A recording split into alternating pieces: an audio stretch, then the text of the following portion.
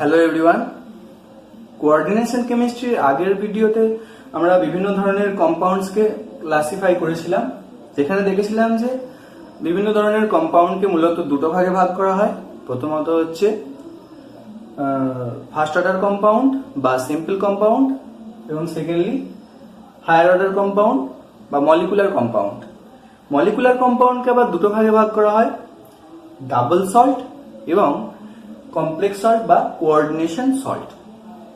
তো আমরা আমাদের এই চ্যাপ্টারটা মূলত কোঅর্ডিনেশন কম্পাউন্ডদের নিয়ে, তাই ফার্দার যে ভিডিওগুলো করব সবই কোঅর্ডিনেশন কম্পাউন্ডকে নিয়ে আমরা আলোচনা করব। তো এই ভিডিওতে আমরা মূলত কোঅর্ডিনেশন কম্পাউন্ডের মধ্যে কি ধরনের বন্ডিং থাকে বা বন্ডিং এর নেচার কি সেই সংক্রান্ত ওয়ার্নারের কোঅর্ডিনেশন থিওরিটা পড়ব। 1893 খ্রিস্টাব্দে বিজ্ঞানী আলফ্রেড ওয়ার্নার ওই কোঅর্ডিনেশন কম্পাউন্ডের বা কমপ্লেক্স কম্পাউন্ডদের বন্ডিং এর নেচার সংক্রান্ত তার বিখ্যাত ওয়ার্নার্স কোঅর্ডিনেশন থিওরি ফার্স্ট প্রকাশ করেন। ওয়ার্নার্স কোঅর্ডিনেশন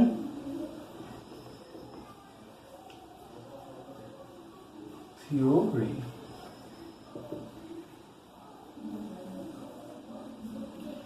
এই থিওরির মাধ্যমে তিনি এই কোঅর্ডিনেশন কম্পাউন্ড গুলো কিভাবে তৈরি হচ্ছে সেটা ব্যাখ্যা করতে পারলেন। তাছাড়া এই কোঅর্ডিনেশন কম্পাউন্ডে কি ধরনের বন্ডিং আছে বা বন্ডিং এর নেচার সম্পর্কে বলতে পারলেন, এবং কোঅর্ডিনেশন কম্পাউন্ড গুলোর স্ট্রাকচারাল ফিচার্স গুলো কি বা স্ট্রাকচার কি স্ট্রাকচার পেতে পারে সেই সম্পর্কে ব্যাখ্যা দিতে পারলেন বিজ্ঞানী ওয়ার্নার তার কোঅর্ডিনেশন থিওরির মাধ্যমে। তো এজন্য তিনি ফার্স্টলি বললেন বা তার থিওরিতে তিনি বললেন প্রথমত যে কোঅর্ডিনেশন কম্পাউন্ড, প্রত্যেকটা কোঅর্ডিনেশন কম্পাউন্ডের ক্ষেত্রে একটা অন্তত সেন্ট্রাল মেটাল অ্যাটম বা আয়ন থাকবে, যার মূলত দুটো ভ্যালেন্সি বা যোজ্যতা থাকবে। প্রথমত হচ্ছে প্রাইমারি ভ্যালেন্সি বা মুখ্য যোজ্যতা, এবং সেকেন্ডলি সেকেন্ডারি ভ্যালেন্সি বা গৌণ যোজ্যতা। অর্থাৎ একটা সেন্ট্রাল মেটাল অ্যাটম থাকবে,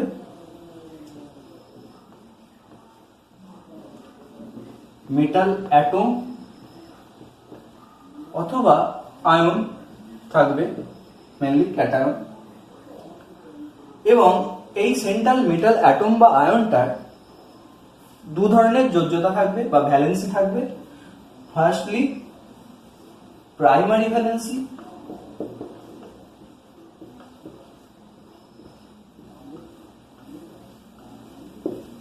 আর secondly secondary valency. Primary valency বা মুখ্য যোজ্যতা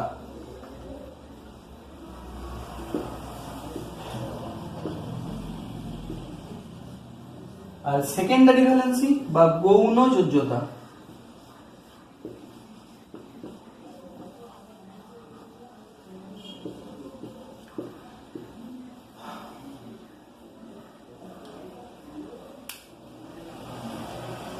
এই প্রাইমারি ভ্যালেন্সিকে আমরা পরে দেখবো যে একে আয়োনাইজেবল ভ্যালেন্সি বা আয়নীয় যোজ্যতাও বলা হয়।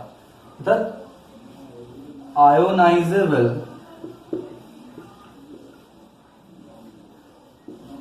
ভ্যালেন্সি বা আয়নীয় যোজ্যতা, আর সেকেন্ডারি ভ্যালেন্সিকে আমরা অনায়নীয় যোজ্যতা বা নন আয়োনাইজেবল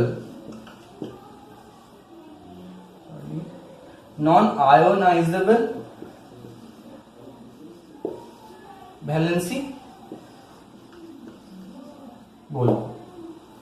অর্থাৎ তিনি প্রথমত যেটা বললেন, প্রত্যেকটা কোঅর্ডিনেশন কম্পাউন্ডের ক্ষেত্রেই একটা করে অন্তত সেন্ট্রাল মেটাল অ্যাটম বা আয়ন থাকবে, এবং সেই সেন্ট্রাল মেটাল অ্যাটম বা আয়নটার দু ধরনের ভ্যালেন্সি থাকবে, প্রথমত হচ্ছে প্রাইমারি ভ্যালেন্সি বা মুখ্য যোজ্যতা, যেটাকে আমরা আয়োনাইজেবল ভ্যালেন্সি বা আয়নীয় যোজ্যতা বলবো, এবং দ্বিতীয়ত সেকেন্ডারি ভ্যালেন্সি বা গৌণ যোজ্যতা, যেটাকে আমরা নন আয়োনাইজেবল ভ্যালেন্সি বা অনায়নীয় যোজ্যতা বলবো। তো প্রাইমারি ভ্যালেন্সি বা মুখ্য যোজ্যতা কথা বলতে গিয়ে তিনি বললেন যে প্রাইমারি ভ্যালেন্সি অর্থাৎ এই কোঅর্ডিনেশন কম্পাউন্ডের ক্ষেত্রে যে সেন্ট্রাল মেটাল অ্যাটম বা আয়নটা আছে তার প্রাইমারি ভ্যালেন্সি সবসময় স্যাটিসফাইড হবে অ্যানায়ন দ্বারা। তাহলে এই স্যাটিসফাইড হবে অ্যানায়ন দ্বারা, অ্যানায়ন অনলি। এবং যেটা দেখা যাবে এই অ্যানায়নগুলো কোঅর্ডিনেশন কম্পাউন্ডটাকে আমি যদি জলে ডিজলভ করি, তাহলে এই অ্যানায়নগুলো বা প্রাইমারি ভ্যালেন্সি স্যাটিসফাই করা অ্যানায়নগুলো তারা ডিসোসিয়েট করে যাবে, এবং ডিসোসিয়েট করে যাওয়ার জন্য এটাকে আমরা বলবো আয়োনাইজেবল ভ্যালেন্সি। তো এই প্রাইমারি ভ্যালেন্সি বা আয়োনাইজেবল ভ্যালেন্সিটাকে কিভাবে ক্যালকুলেট করব? প্রাইমারি ভ্যালেন্সিটাকে ক্যালকুলেট করব এই যে সেন্ট্রাল মেটাল অ্যাটম বা আয়নটা আছে তার অক্সিডেশন নাম্বার বা জারণ সংখ্যা দিয়ে কিন্তু এই প্রাইমারি ভ্যালেন্সিটাকে সিগনিফাই করা হয়, বা মুখ্য যোজ্যতাটাকে এই সেন্ট্রাল মেটাল অ্যাটমের জারণ সংখ্যা দিয়ে আমরা সিগনিফাই করতে পারি।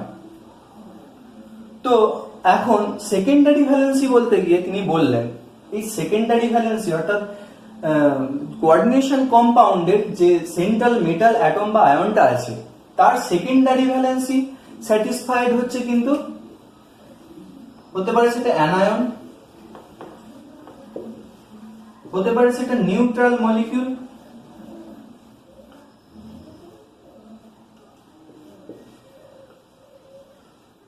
অ্যানায়ন অথবা নিউট্রাল মলিকিউল অর্থাৎ প্রশম অণু, অথবা কখনো কখনো আবার ক্যাটায়ন দ্বারাও। মেইনলি NO প্লাসের ক্ষেত্রে দেখা যায় এটা, NO প্লাসের ক্ষেত্রে এটা দেখা যায়, এরা স্যাটিসফাই করছে। এবং এই যে সেকেন্ডারি ভ্যালেন্সি স্যাটিসফাই করছে যে সমস্ত অ্যানায়ন বা নিউট্রাল মলিকিউল বা ক্যাটায়ন, তাদের অবশ্যই কিন্তু লোন পেয়ার অফ ইলেকট্রনস থাকতে হবে, এবং এই অ্যানায়ন বা নিউট্রাল মলিকিউল বা ক্যাটায়নকে আমরা লাইগ্যান্ড বা লিগ্যান্ড বলবো। কি বলবো? Ligand, LIGAND। এবং যেটা দেখা যায় যদি কোঅর্ডিনেশন কম্পাউন্ডটাকে আমি জলে ডিসলভ করি তাহলে কিন্তু এই লিগ্যান্ড গুলো কখনোই ডিসোসিয়েট করে যায় না। তাই আমরা এই ভ্যালেন্সিটাকে অর্থাৎ সেকেন্ডারি ভ্যালেন্সিটাকে আমরা নন আয়োনাইজেবল ভ্যালেন্সিও বলি। তো বিজ্ঞানী অ্যালফ্রেড ওয়ার্নার সেকেন্ডারি ভ্যালেন্সি বলতে গিয়ে আরো বললেন যে সেকেন্ডারি ভ্যালেন্সি হচ্ছে ওই কোঅর্ডিনেশন কম্পাউন্ডে সেন্ট্রাল মেটাল অ্যাটম বা আয়নটার কোঅর্ডিনেশন নাম্বার।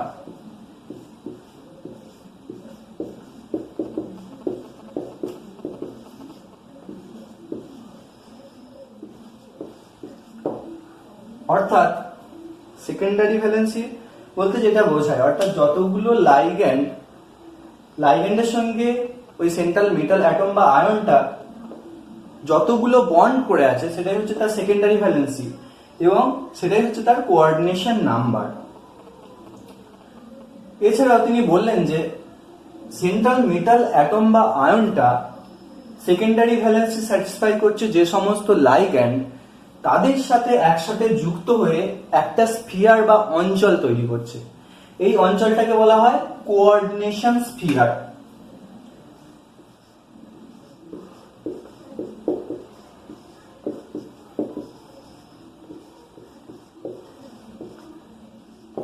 বা কোঅর্ডিনেশন অঞ্চল।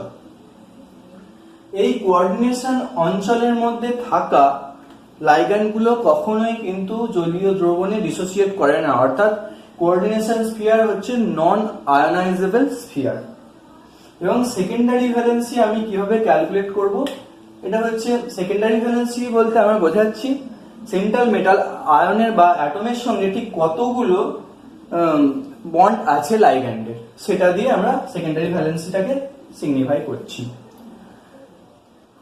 এছাড়া তিনি বললেন যে সেকেন্ডারি ভ্যালেন্সি হচ্ছে এই কোঅর্ডিনেশন স্ফিয়ারের মধ্যে থাকা লাইগ্যান্ডের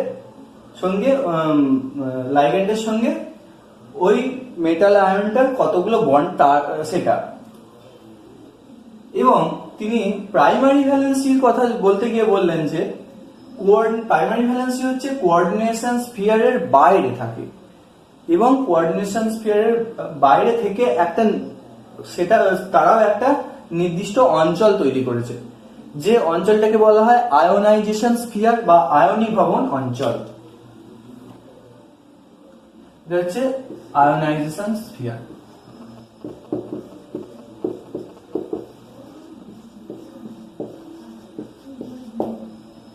বা আয়োনাইজেশন স্ফিয়ার বা আয়নীভবন অঞ্চল। তিনি অর্থাৎ অ্যালফ্রেড ওয়ার্নার কোঅর্ডিনেশন কম্পাউন্ডের স্ট্রাকচার বলতে গিয়ে বললেন যে কোঅর্ডিনেশন কম্পাউন্ডের ক্ষেত্রে যে সেন্ট্রাল মেটাল অ্যাটম বা আয়নটা আছে, সেই মেটাল অ্যাটম বা আয়ন এর সঙ্গে যুক্ত যে লাইগ্যান্ড গুলো, অর্থাৎ সেন্ট্রাল মেটাল অ্যাটম বা আয়নের কোঅর্ডিনেশন নাম্বার অনুযায়ী একটা 3 ডাইমেনশনাল স্পেসে নির্দিষ্ট দিকে বা নির্দিষ্ট অভিমুখে ওই লাইগ্যান্ড গুলো নিজেদেরকে প্রসারিত করেছে, এবং প্রসারিত করা বা স্ট্রেচ করেছে, দিয়ে একটা নির্দিষ্ট জিওমেট্রিক স্ট্রাকচার পাচ্ছে। যেমন ধরা যাক যদি কোনো একটা সেন্ট্রাল মেটাল অ্যাটমের বা আয়নের কোঅর্ডিনেশন নাম্বার হচ্ছে 6, তো 6 কোঅর্ডিনেশন যুক্ত কোনো একটা মেটাল অ্যাটম বা আয়ন অর্থাৎ 6টা বন্ড তৈরি করেছে লাইগ্যান্ডের সঙ্গে। এখন কি করবে, মেটাল অ্যাটমটা তার লাইগ্যান্ড গুলোকে একটা অক্টাহেড্রন বা অষ্টতলকের 8টা কৌণিক বিন্দুর দিকে, অর্থাৎ এখানে যদি মেটাল আয়ন হয়, লাইগ্যান্ড গুলোকে যদি এল দিয়ে সিগনিফাই করা হয়, এল দিয়ে ডিনোট করা হয়, তাহলে কি দেখা যাবে, অষ্টতলকের 8টা কৌণিক বিন্দুর দিকে স্ট্রেচ করে দেবে, এবং আমরা যেটা পাবো সেটা একটা অক্টাহেড্রন পাবো এইরকম ভাবে। একই রকম ভাবে যদি কোঅর্ডিনেশন নাম্বার 4 হয়, তাহলে যেটা দেখা যায় মেটাল অ্যাটমের সঙ্গে যুক্ত লাইগ্যান্ড গুলো দু রকম ভাবে নিজেদেরকে প্রসারিত করতে পারে। এবং প্রথমত হচ্ছে একটা টেট্রাহেড্রন বা চতুস্তলকের 4টে কৌণিক বিন্দুর দিকে এরকম ভাবে, 4টে কৌণিক বিন্দুর দিকে প্রসারিত হওয়ার ফলে একটা টেট্রাহেড্রন তৈরি করছে। আর একরকম ভাবে স্কয়ার প্ল্যানার অ্যারেঞ্জমেন্টে থাকতে পারে, মেটাল অ্যাটমকে নিয়ে একটা স্কয়ার প্ল্যানার অ্যারেঞ্জমেন্ট তৈরি করতে পারে। তো এইভাবে কোঅর্ডিনেশন কম্পাউন্ড গুলোর ক্ষেত্রে সেন্ট্রাল মেটাল অ্যাটম বা আয়নটা লাইগ্যান্ড গুলোকে স্ট্রেচ করে একটা নির্দিষ্ট দিকে স্ট্রেচ করে বিভিন্ন ধরনের জিওমেট্রিক স্ট্রাকচার পায়। এই হলো আমাদের অ্যালফ্রেড ওয়ার্নারের কোঅর্ডিনেশন থিওরি। এবার আমরা কয়েকটা এক্সাম্পল নিয়ে এই ওয়ার্নারের কোঅর্ডিনেশন থিওরিটা বোঝবার চেষ্টা করব। তো এক্ষেত্রে আমরা প্রথম এই কম্পাউন্ডটা নিয়েছি, যেটা একটা কোঅর্ডিনেশন কম্পাউন্ড। এখন এটাকে যদি আমি অ্যাকুয়াস সলিউশনে ডিসলভ করি, তাহলে কি দেখা যাবে, এরা দু রকমের আয়ন জেনারেট করে। এক হচ্ছে এই কমপ্লেক্স আয়নটা, আর 3টে Cl-। অর্থাৎ দেখা গেল এই যে কোঅর্ডিনেশন কম্পাউন্ডটা, এই 3টে Cl অ্যাকুয়াস সলিউশনে ডিসোসিয়েট করে বেরিয়ে গেল, মানে এই কম্পাউন্ডটা ডিসোসিয়েট করার ফলে 3টে Cl বেরোলো এবং একটা কমপ্লেক্স আয়ন, কমপ্লেক্স ক্যাটায়ন আমরা পেলাম। অর্থাৎ এক্ষেত্রে দেখা গেল এই কম্পাউন্ডের ক্ষেত্রে একটা central metal atom CO3+ ion আছে, কারণ NH3 হচ্ছে নিউট্রাল মলিকিউল, এবং নিউট্রাল মলিকুল হওয়ার জন্য এর অক্সিডেশন নাম্বার 0 হবে এবং কোবাল্টেরই অক্সিডেশন স্টেট হবে +3। অর্থাৎ কোবাল্ট +3 হচ্ছে এর এই কম্পাউন্ডের ক্ষেত্রে সেন্ট্রাল মেটাল আয়ন। তো এখানে দেখা যাচ্ছে তিনটে Cl- এই সেন্ট্রাল মেটাল আয়নের চার্জটাকে স্যাটিসফাই করছে, তার মানে এর যে প্রাইমারি ভ্যালেন্সি সেটা হচ্ছে 3। যদিও আমরা অ্যাকচুয়ালি প্রাইমারি ভ্যালেন্সি বলতে বুঝি সেন্ট্রাল মেটাল আয়নের অক্সিডেশন নাম্বার, অর্থাৎ এইটা দেখেই আমরা বলতে পারবো যে এর প্রাইমারি ভ্যালেন্সি 3। এবং এর সেকেন্ডারি ভ্যালেন্সি যেটা দেখা যায়, যেটা কোঅর্ডিনেশন স্ফিয়ারের মধ্যে থাকবে এবং কোঅর্ডিনেশন স্ফিয়ারটা সবসময় থার্ড ব্র্যাকেটের মধ্যে লেখা হয়। তো এইটা হচ্ছে কোঅর্ডিনেশন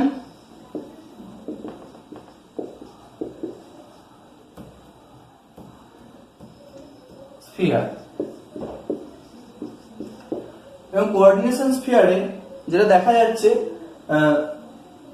সেন্ট্রাল মেটাল আয়নটা এবং এই নিউট্রাল মলিকুল যেটা সেকেন্ডারি ভ্যালেন্সিটাকে স্যাটিসফাই করছে, তারা একসাথে যুক্ত হয়ে কোঅর্ডিনেশন স্ফিয়ার তৈরি করেছে, যেটাকে থার্ড ব্র্যাকেটের মধ্যে রাখা হয়েছে। এবং এই তিনটে Cl দেখা যাচ্ছে প্রাইমারি ভ্যালেন্সিটাকে স্যাটিসফাই করছে এবং এ দেখা যাচ্ছে আয়োনাইজ করে যাচ্ছে অ্যাকুয়াস সলিউশনে, তাই এটাকে বলবো আয়োনাইজেশন স্ফিয়ার বা আয়নীভবন অঞ্চল। এখানে আমরা বলেছিলাম যে আয়োনাইজেশন স্ফিয়ার বা প্রাইমারি ভ্যালেন্সি স্যাটিসফাই করছে যে Cl গুলো, সেগুলোকে আমরা বলছি আয়োনাইজেবল ভ্যালেন্সি। তো এখানে দেখা যাচ্ছে আয়োনাইজ করছে বলে এটাকে বলা হচ্ছে আয়োনাইজেবল ভ্যালেন্সি। কিন্তু এই যে পার্টিকুলার যখন অ্যাকুয়াস সলিউশনে দেখা যাচ্ছে এই কোঅর্ডিনেশন স্ফিয়ারের মধ্যে থাকা সেকেন্ডারি ভ্যালেন্সি স্যাটিসফাই করছে যে সমস্ত লাইগ্যান্ড গুলো, তারা কিন্তু ডিসোসিয়েট করছে না, তাই এরা নন আয়োনাইজেবল ভ্যালেন্সি স্যাটিসফাই করছে। এবং দেখা যাচ্ছে এদের ক্ষেত্রে যে সেকেন্ড এটা হচ্ছে প্রাইমারি ভ্যালেন্সি, তাহলে কত হলো প্রাইমারি ভ্যালেন্সি 3 এবং সেকেন্ডারি ভ্যালেন্সি কত হলো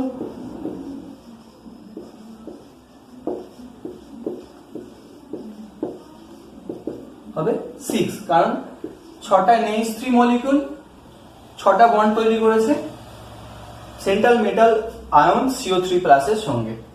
তো এর সেকেন্ডারি ভ্যালেন্সি 6, এটাই হচ্ছে এর কোঅর্ডিনেশন নাম্বার। এখন যদি আমরা দেখি যে এর স্ট্রাকচার দেখি, তাহলে কি হবে? স্ট্রাকচার যদি আমরা দেখি তাহলে দেখা যায়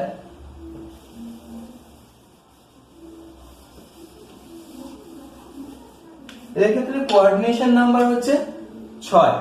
তাহলে কোঅর্ডিনেশন নাম্বার 6 হওয়ার জন্য দেখা যাচ্ছে এরা এই 6টা লাইগ্যান্ড কি করবে না, একটা অষ্টতলক বা অক্টাহেড্রনের 6টা কৌণিক বিন্দুর দিকে প্রসারিত করবে, অর্থাৎ একটা অক্টাহেড্রাল স্ট্রাকচার আমরা পাবো এই কমপ্লেক্স কম্পাউন্ডের ক্ষেত্রে। তো এখানে কিরকম ভাবে আমরা লিখব, CO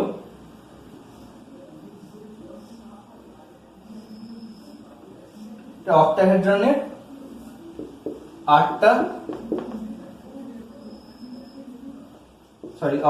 6টা কৌণিক বিন্দুর দিকে 6টা NH3 স্ট্রেচড হবে এবং একটা অক্টাহেড্রাল স্ট্রাকচার তৈরি করবে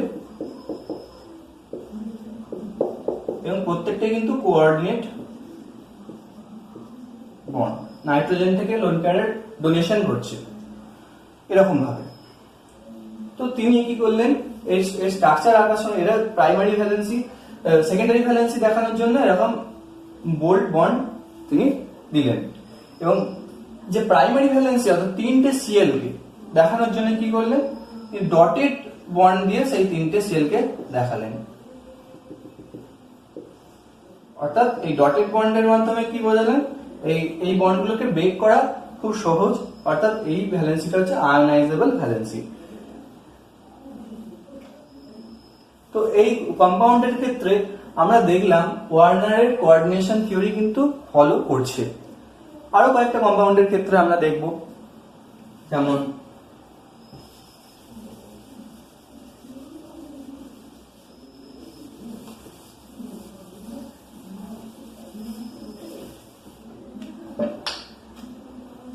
CO Cl2 NH3 ফুল 4 Cl। এই কম্পাউন্ডের ক্ষেত্রে যদি আমি অ্যাকুয়াস সলিউশনে ডিসলভ করে দিই তাহলে কি হবে, ইকুইলিব্রিয়াম সাইন হবে।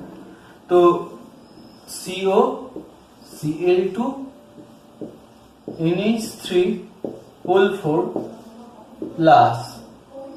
প্লাস একটা Cl মাইনাস।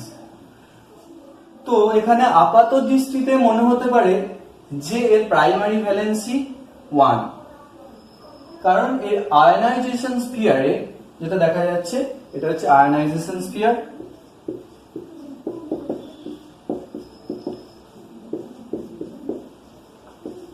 এটা হচ্ছে এই থার্ড ব্র্যাকেটের মধ্যে হচ্ছে কোঅর্ডিনেশন স্ফিয়ার।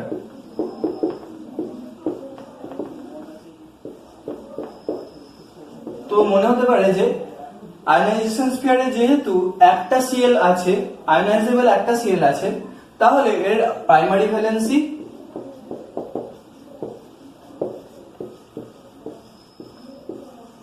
হবে 1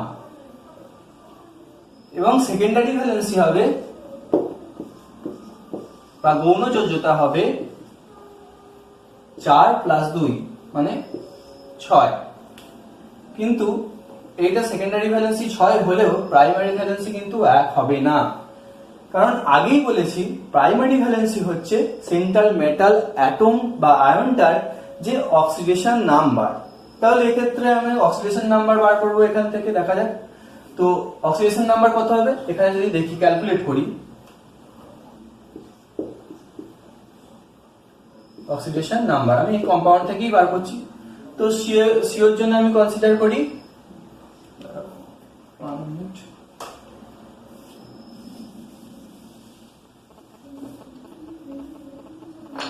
সিওর জন্য আমি কনসিডার করছি x, দুটো Cl মাইনাস 1 করে, অক্সিডেশন নাম্বার Cl এর মাইনাস 1 করে, দুটো Cl এর জন্য -2 NH3, এটা হচ্ছে নিউট্রাল মলিকিউল, তার জন্য অক্সিডেশন নাম্বার কত হবে, 0 হবে, চারটের জন্য 0। এবং যেটা দেখা যাবে এই কোঅর্ডিনেশন স্ফিয়ারের চার্জ কত, +1, কারণ এটা আয়নাইজেবল ভ্যালেন্সি। তো এখানে দেখা যাবে +1 হয়ে যাবে। তো x is equals to +3, তার মানে এই CO অর্থাৎ সেন্ট্রাল মেটাল অ্যাটমটা আয়নটা অ্যাকচুয়ালি CO3+, এবং CO3+ হওয়ার জন্য এর প্রাইমারি ভ্যালেন্সি হবে 3, 1 নয়, 1 কিন্তু নয়। তাহলে এই 3টাকে +3টাকে স্যাটিসফাই করছে কে, একটা HCl আর দুটো HCl, কিন্তু এই দুটো Cl তো কোঅর্ডিনেশন স্ফিয়ারের মধ্যে আছে, তাহলে এটা কিভাবে আয়নাইজেশন মানে প্রাইমারি ভ্যালেন্সির মধ্যে থাকবে।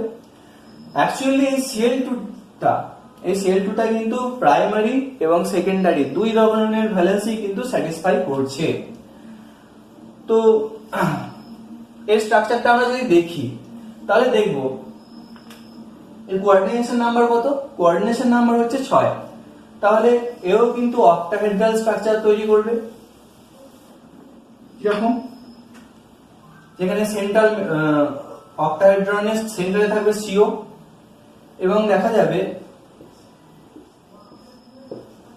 NH3 NH3 NH3 NH3 Cl Cl, একটা Cl প্রাইমারি ভ্যালেন্সি স্যাটিসফাই করছে এবং বাকি দুটো Cl কি করছে, প্রাইমারি ভ্যালেন্সি এবং সেকেন্ডারি ভ্যালেন্সি দুই স্যাটিসফাই করছে। এটার জন্য এটা হচ্ছে সেকেন্ডারি ভ্যালেন্সির জন্য, আর প্রাইমারি ভ্যালেন্সির জন্য একই সাথে ডটের স্ট্রাকচারও দেখানো হয়েছে।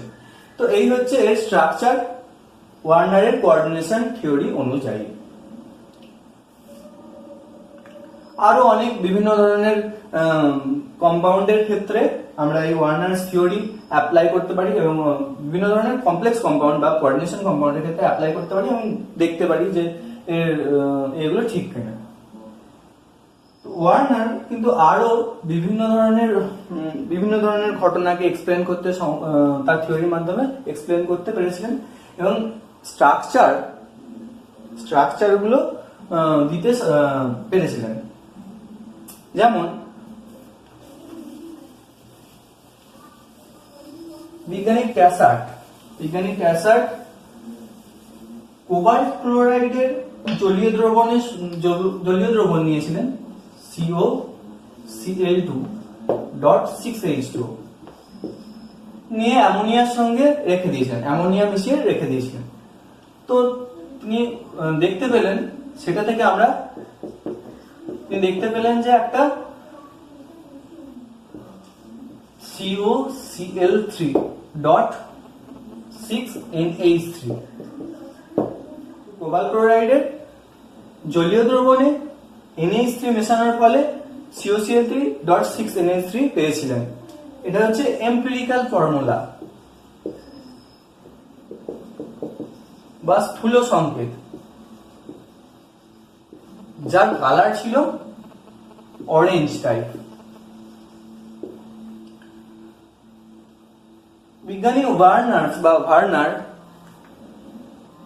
আরো এই একই রকম ভাবে কোবাল্ট ক্লোরাইডের জলীয় দ্রবণকে অ্যামোনিয়ার সঙ্গে বিভিন্ন মোলার অনুপাতে মিশিয়ে বিভিন্ন কম্পাউন্ড তৈরি করেন এবং তাদের স্ট্রাকচারটা বের করতে পারেন এবং তার থিওরির মাধ্যমে স্ট্রাকচারটা কিন্তু দিতে পারেন। তো সেগুলো কিরকম ভাবে আমরা দেখব। বিজ্ঞানী আলফ্রেড ওয়ার্নার ট্যাসার্টের কম্পাউন্ডটা নিয়েছিলেন এবং তিনি নিজেও কিছু কম্পাউন্ড বানিয়েছিলেন এবং তাদের এই বিভিন্ন ডাটা থেকে তাদের স্ট্রাকচারগুলো তার থিওরির মাধ্যমে বলতে পেরেছিলেন। কিরকম ডাটা? তো এই কম্পাউন্ডটা হচ্ছে ট্যাসার্টের তৈরি কম্পাউন্ড, যার কালার হচ্ছে অরেঞ্জ। এর এম্পিরিক্যাল ফর্মুলা হচ্ছে COCl3.6NH3 এবং তার যে বাকি কম্পাউন্ডগুলো সেগুলো তিনি তৈরি করেছিলেন। COCl3.5NH3 এটা পিঙ্ক কালার, COCl3.4NH3 একটা দেখা যাচ্ছে গ্রিন কালার, আর COCl3.4NH3 এটাও দেখা যাচ্ছে সেম এম্পিরিক্যাল ফর্মুলা যুক্ত, কিন্তু এর কালারটা পার্পল। এবং তিনি যে ডাটাগুলো নিলেন, তিনি দেখলেন যে অ্যাকোয়াস সলিউশনে কতগুলো আয়ন জেনারেটেড হচ্ছে। এই ডাটাটা কিভাবে পেলেন? না, মোলার কন্ডাক্টিভিটি ডাটা থেকে মোলার কন্ডাক্টিভিটি ক্যালকুলেশন করে সেখান থেকে তিনি number of ions in aqueous solution বার করতে পারলেন। তিনি দেখলেন এই কম্পাউন্ড অর্থাৎ ট্যাসার্টের তৈরি যে কম্পাউন্ডটা সেটা থেকে 4টে আয়ন পাচ্ছেন, বি কম্পাউন্ডটা থেকে 3টে আয়ন পাচ্ছেন, সি কম্পাউন্ডটা থেকে 2টো, ডি কম্পাউন্ডটা থেকে 2টো। এবং তিনি পার মোল কম্পাউন্ড থেকে কত মোলের AgCl এর প্রেসিপিটেট মানে অ্যাকোয়াস সলিউশনে AgNO3 তিনি মেশাচ্ছিলেন এবং তিনি দেখলেন কত মোল AgCl এর প্রেসিপিটেট তিনি পাচ্ছেন। তো ফার্স্ট কম্পাউন্ড A থেকে তিনি পেলেন 3 মোল, কম্পাউন্ড B থেকে পেলেন 2 মোল, কম্পাউন্ড C থেকে পেলেন 1 মোল এবং কম্পাউন্ড D থেকে পেলেন 1 মোল। তো এই ডাটা থেকে তিনি এই এম্পিরিক্যাল ফর্মুলা যুক্ত যে কম্পাউন্ডগুলো, অ্যাকচুয়ালি এগুলো কিন্তু প্রত্যেকটাই কোঅর্ডিনেশন কম্পাউন্ড, এই কোঅর্ডিনেশন কম্পাউন্ডের স্ট্রাকচার কিন্তু বলতে পেরেছিলেন। সেটা আবার কিভাবে আমরা দেখব। ট্যাসার্টের তৈরি এই কম্পাউন্ডটা অর্থাৎ লিউটিও কোবাল্টিক ক্লোরাইড এটার নাম। তো এই ট্যাসার্টের তৈরি কম্পাউন্ডটা দেখা গেল যে মোলার কন্ডাক্টিভিটি থেকে 4টে আয়ন জেনারেট করে অ্যাকোয়াস সলিউশনে এবং AgCl এর সঙ্গে প্রেসিপিটেট করে 3 মোল AgCl এর প্রেসিপিটেট, তাহলে 1 মোল এই 1 মোল কম্পাউন্ড 3 মোল AgCl প্রেসিপিটেট ফেলে। অর্থাৎ AgCl এর প্রেসিপিটেট 3 মোল তৈরি করতে গেলে কি হবে? এই কম্পাউন্ডটা থেকে অবশ্যই 3 মোল Cl- জেনারেট হতে হবে অ্যাকোয়াস সলিউশনে। তাহলে অবশ্যই 3 মোল যে Cl-টা আছে, সে ক্লোরাইড আয়নটা আছে, এটা অবশ্যই কিন্তু প্রাইমারি ভ্যালেন্সি অর্থাৎ আয়নাইজেবল ভ্যালেন্সিতে থাকতে হবে। তো এরকম ভাবে দেখা যায় CO, এটা সেন্ট্রাল মেটাল আয়ন, এবং Cl3 এবং NH3 6। এখন যদি আমি এটা অ্যাকুয়াস সলিউশনে ডিসলভ করি তাহলে কি দেখা যাবে? CONH3 6 3 3Cl মাইনাস, অর্থাৎ টোটাল আয়নের সংখ্যা কটা জেনারেট হলো? এই কমপ্লেক্স আয়নটা প্লাস 3টে Cl মাইনাস, মানে টোটাল 4টে আয়ন আমরা পাচ্ছি। আর মোলার কন্ডাক্টিভিটি ডাটা থেকেও আমরা পেলাম যে এই কম্পাউন্ডের ক্ষেত্রে ঠিক 4টে আয়নই আমরা পাচ্ছি। বোঝা গেল? আর যদি আমি এই অ্যাকুয়াস সলিউশনে আমি AgNO3 দিয়ে দিই তাহলে কি দেখা যাবে? 3 মোল Cl মাইনাস এই 1 মোল থেকে তৈরি হয়েছে, তার মানে এটা এক্সেস নেওয়া হয়েছে AgNO3, তাহলে দেখা যাবে 3 মোল AgCl এর প্রেসিপিটেট পড়বে। অর্থাৎ অবশ্যই 3 মোল Cl কিন্তু এই প্রাইমারি ভ্যালেন্সি অ্যাকচুয়ালি আয়োনাইজেবল ভ্যালেন্সিতে থাকবে। তো এর ক্ষেত্রে এই কমপ্লেক্স কম্পাউন্ডটার এম্পিরিক্যাল ফর্মুলা এটা হলেও আমরা জেনারেল যে আসল কেমিক্যাল ফর্মুলাটা সেটা দেখতে পেলাম এরকম হচ্ছে। এবং এখান থেকে এর স্ট্রাকচারটাও আমরা বলতে পারবো কিরকম হবে। স্ট্রাকচারটা হবে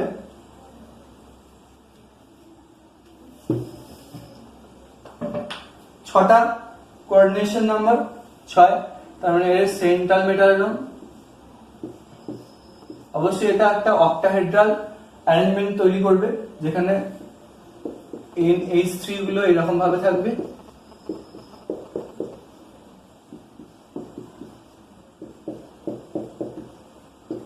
একটা অক্টাহেড্রনে 6টা কৌণিক বিন্দুর দিকে থাকবে এবং যে 3টে Cl তাদেরকে ডটেড লাইন দিয়ে বোঝানো যাবে। তো এর স্ট্রাকচারটা অ্যাকচুয়ালি এরকম। তাহলে এই ডাটা থেকে তিনি তার থিওরির মাধ্যমে বিজ্ঞানী ওয়ার্নার্স খুব সহজেই এম্পিরিক্যাল ফর্মুলা থেকে কেমিক্যাল ফর্মুলা পেলেন এবং সেখান থেকে স্ট্রাকচারও বলতে পারলেন। এবার বাকিগুলোর ক্ষেত্রে আমরা যদি কনসিডার করি, অর্থাৎ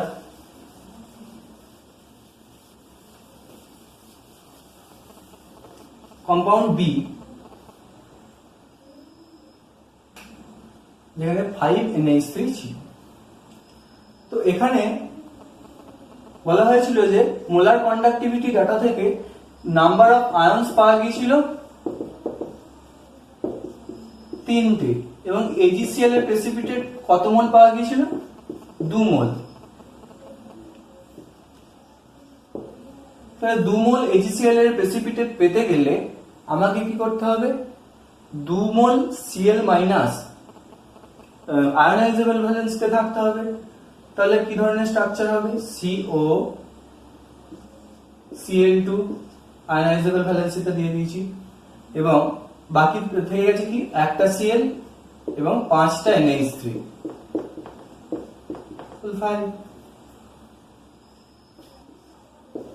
এটা অ্যাকুয়াস সলিউশনে ডিসলভ হয়ে যাবে, এই কমপ্লেক্স আয়ন তৈরি করবে COCl NH3 whole 5 plus 2 plus 2Cl minus, এবং একে যদি আমি এক্সেস AgNO3 দিয়ে দিই তার জন্য আমরা 2 মোল AgCl এর প্রেসিপিটেট পাবো। তাহলে এই ডাটা থেকে আমরা এবং এর এম্পিরিক্যাল ফর্মুলা থেকে আমরা এর কেমিক্যাল ফর্মুলাটাও পেয়ে গেলাম। এবং এক্ষেত্রে যেটা দেখা যাবে CO3+ একই রকম ভাবে CO3+ হচ্ছে এই সেন্ট্রাল মেটাল আয়ন যেখানে প্রাইমারি ভ্যালেন্সি স্যাটিসফাই করছে এই দুটো Cl এবং এই Clটা, অর্থাৎ এই Clটা কিন্তু বোথ প্রাইমারি এবং সেকেন্ডারি ভ্যালেন্সি দুটোকেই স্যাটিসফাই করছে। তাহলে আমরা এর স্ট্রাকচারটা কিরকম লিখতে পারি? এর ক্ষেত্রে কোঅর্ডিনেশন নাম্বার কিন্তু 5 আর 1 6, তাহলে এও একটা অক্টাহেড্রাল অ্যারেঞ্জমেন্ট তৈরি করবে কিরকম ভাবে? যার সেন্টারে থাকবে মেটাল আয়ন CO, 5টা NH3 NH3 NH3 NH3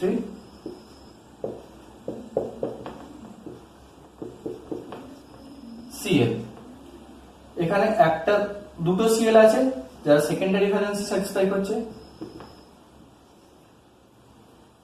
যারা প্রাইমারি ভ্যালেন্সি স্যাটিসফাই করছে এবং আয়োনাইজেশন স্ফিয়ারে আছে, এবং একটা Cl যেটা সেকেন্ডারি ভ্যালেন্সিতে আছে অর্থাৎ কোঅর্ডিনেশন স্ফিয়ারে আছে, এবং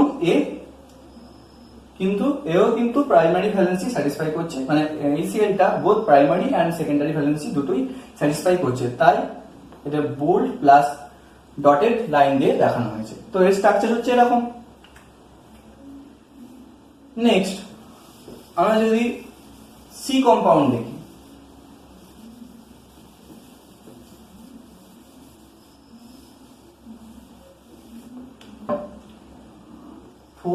NH3, সেক্ষেত্রে নাম্বার অফ আয়ন্স ছিল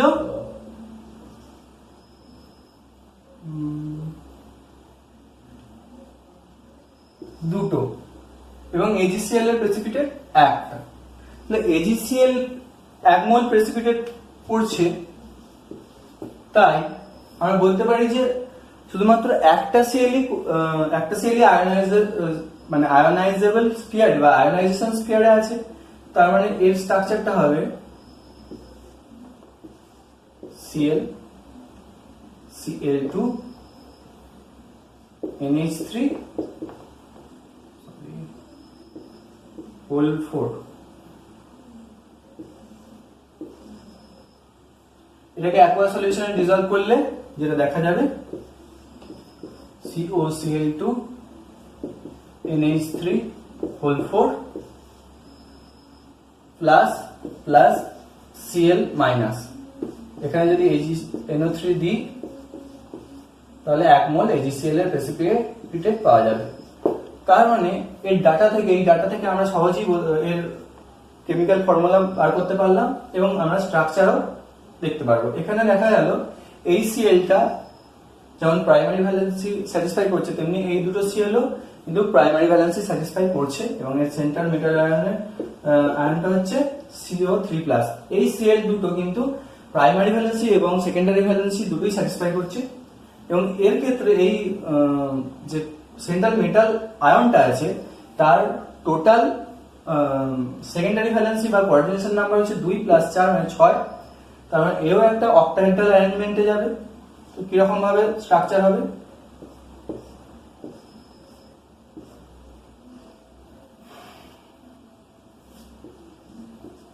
Cl,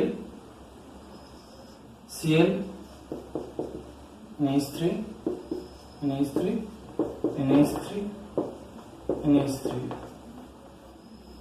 আর একটা Cl প্রাইমারি ভ্যালেন্সিতে আছে। এই দুটো Cl প্রাইমারি ভ্যালেন্সি এবং সেকেন্ডারি ভ্যালেন্সি দুটোই স্যাটিসফাই করছে। আর ডি যে কম্পাউন্ডটা ছিল তারও এম্পিরিক্যাল ফর্মুলা সেম, কেমিক্যাল ফর্মুলাও সেম, কিন্তু স্ট্রাকচারালি একটু ডিফারেন্ট হবে। কিরকম, এটা যেমন ট্রান্স অ্যারেঞ্জমেন্টে আছে দুটো Cl অপোজিটে আছে, তেমনি এক্ষেত্রে কি হবে সিস অ্যারেঞ্জমেন্টে থাকবে। তো এখানে NH3 দিয়ে দেবো এবং এখানে আমরা Cl দিয়ে দেবো। এই Clটা প্রাইমারি এবং সেকেন্ডারি ভ্যালেন্সি দুই স্যাটিসফাই করবে। তাহলে এটা হচ্ছে COD, এটা হচ্ছে COD এর স্ট্রাকচার। তো এরকম ভাবে তিনি অর্থাৎ বিজ্ঞানী অ্যালফ্রেড ওয়ার্নার বিভিন্ন এক্সপেরিমেন্টাল ডাটা থেকে এই বিভিন্ন কোঅর্ডিনেশন কম্পাউন্ডের স্ট্রাকচার তৈরি করতে পারলেন এবং তাদের বন্ডিং নেচার সম্পর্কে ব্যাখ্যা দিতে পারলেন, এবং এছাড়াও তিনি এই কম্পাউন্ডগুলোর যে নেচার সেই সম্পর্কেও ব্যাখ্যা দিতে পারবেন। তো আজকের মতো এই আলফ্রেড ওয়ার্নারের যে কোঅর্ডিনেশন থিওরি সেটা শেষ হলো। তো নেক্সট দিনের ভিডিওতে আমরা কোঅর্ডিনেশন কেমিস্ট্রির কিছু বেসিক টার্ম সম্পর্কে জানবো।